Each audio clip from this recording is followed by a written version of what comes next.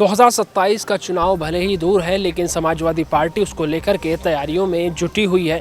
वहीं आज सुबह से समाजवादी पार्टी प्रदेश कार्यालय पर एक बड़ी बैठक की जा रही है। आप तस्वीरों में देख सकते हैं, हमारी मौजूदगी इस वक्त सपा कार्यालय पर है, जहां 2027 विधानसभा चुनाव को लेकर के एक बड़ी बैठक सपा मुखिया अखिलेश यादव ले रहे हैं। इस बैठक में शिवपाल सिंह यादव और तमाम जो पदाधिकारी हैं वो मौजूद हैं। इस दौरान जो समाजवादी पार्टी के 13 विंग है उसके प्रदेश अध्यक्ष और राष्ट्रीय अध्यक्ष भी यहाँ पर मौजूद हैं। उनके साथ समाजवादी पार्टी के मुखिया अखिलेश यादव बैठक कर रहे हैं। 2027 की रणनीति जो है वो बन रही है। वहीं आपको बता दें कि इस 2027 का चुनाव को अखिलेश यादव अभी से तैयारियां कर रहे हैं। लोकसभा चुनाव में मिली जीत के बाद अब समाजवादी पार्टी के कार्यकर्ताओं का जोश जो है वो हाई हो गया है और इसी जोश को बरकरार रखने के लिए अखिलेश यादव अभी से रणनीति बना रहे हैं। तमाम कार्यकर्ता आज यहाँ पर मौजूद हैं। जो 13 फ्रंटल हैं उनके पदाधिकारी मौजूद हैं और अंदर खुद सपा मुखिया अखिलेश यादव बैठक कर रहे हैं। वहीं यहाँ कार्यालय पर जो तमाम कार्यकर्ता हैं वो मौजूद हैं और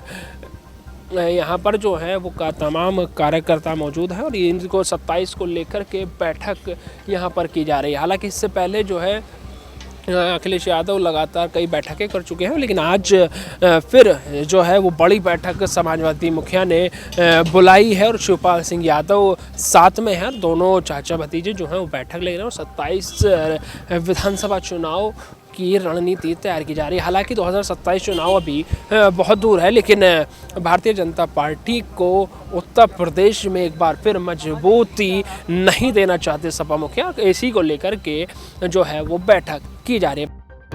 समाजवादी पार्टी की नीतियों को, डॉक्टर भीमराव अंबेडकर के संविधान को बचाने के लिए और पीडीए के नीति को और सरकार द्वारा जो कार्यक्रम हुए हैं 12 से 17 तक माननीय अखिलेश यादव जी के नेतृत्व में जो विकास का काम प्रदेश में हुआ है, भारतीय जनता पार्टी के राज में ठप हो गया है।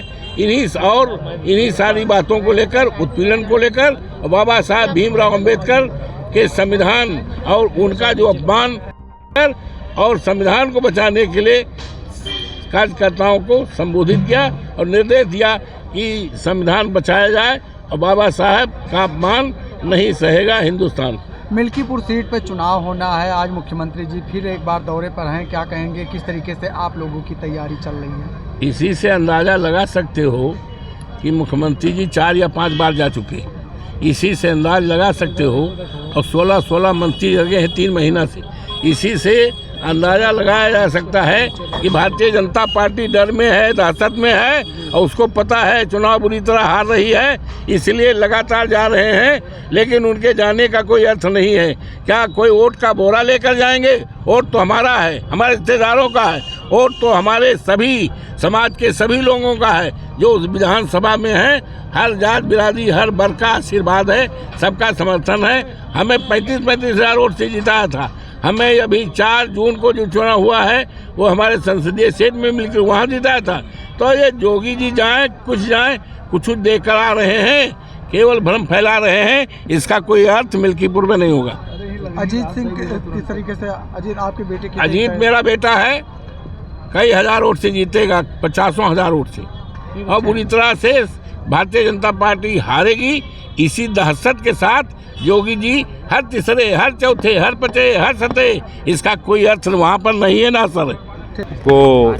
की बैठक की है और बैठक करके उन्होंने जो है फ्रंटल संगठनों को मजबूत करने पर जो है काफ़ी बल दिया है और फ्रंटल संगठन को मजबूत करने के बाद जो है फिर उन्होंने जो है आगे का कदम क्या होगा उस पर निर्णय लेंगे जो है।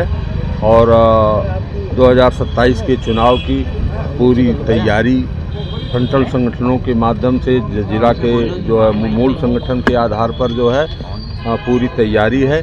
और पूरी तैयारी अभी से जो है राष्ट्रीय अध्यक्ष जी उसकी तैयारी जो है संगठन के कार्यकर्ताओं के माध्यम से जो है अपनी जो सरकार की नीतियां थी और नीतियां हैं जो है जिस पर हम जनता के बीच में जाना चाहते हैं, उन नीतियों को उन्होंने बताया और उस पर जो है चलने के लिए कार्यकर्ताओं को जो है प्रेरित किया। अच्छा, ये पंचायत और चौपाल को लेकर भी कोई चर्चा हुई या मीरापुर विधानसभा चुनाव को लेकर चर्चा? अब वो मिल्कीपुर चुनाव के विषय में कोई चर्चा नहीं हुई। इस विषय में अभी तो सरकार घोषणा ही नहीं कर रही है, लेकिन पीडीए का जो है चौपाल जो है चलेगा। अभी ठंड ज़्यादा है, ठंड थोड़ा कम हो इसके बाद इस पर जो है पीडीए का चौपाल गांव-गांव जो है लगा करके जो है पार्टी की नीतियों को जनता तक पहुंचाने का प्रयास किया जाएगा।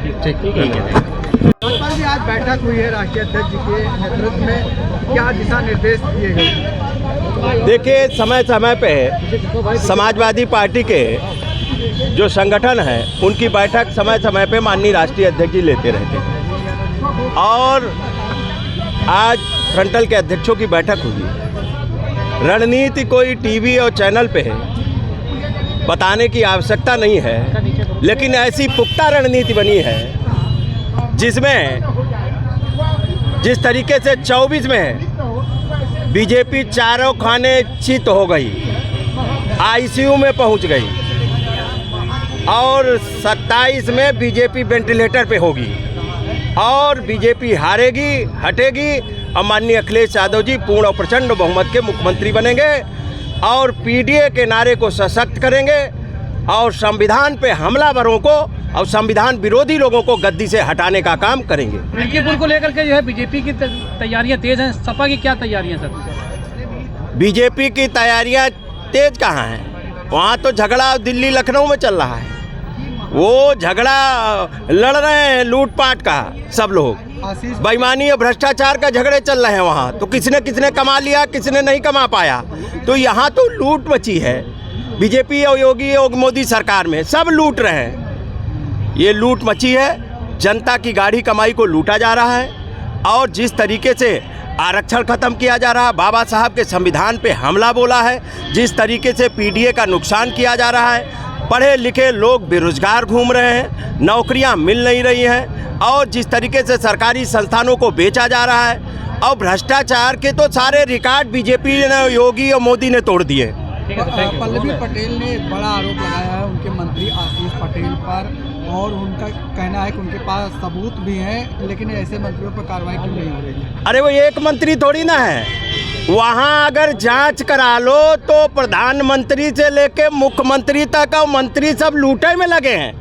ये तो एक मामला उजागर हो रहा, कितने मामले हैं? आज सारे विभागों को देख लो, सारे विभागों में लूट मची है।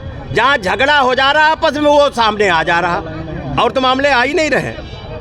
जिस तरीके से आप सड़कों में भ्रष्टाचार हो रहा, आपको पता है हरदोई की जितनी सड़कें थी जांच कराई गई, उसमें भ्रष्टाचार पाया गया, कितने अधिकारियों को सस्पेंड करना पड़ा। तो ये तो लूट मची है।